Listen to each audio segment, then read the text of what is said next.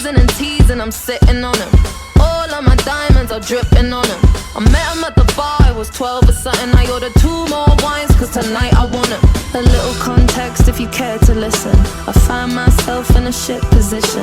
The man that I love sat me down last night, and he told me that it's over, done decision. And I don't wanna feel how my heart is ripping. In fact, I don't wanna feel, so I stick to sipping. And I'm out on the town with a simple mission. In my little black dress, and the shit is sitting. Just a heartbroken bitch, high heel, 6-inch in the back of the nightclub, sipping champagne.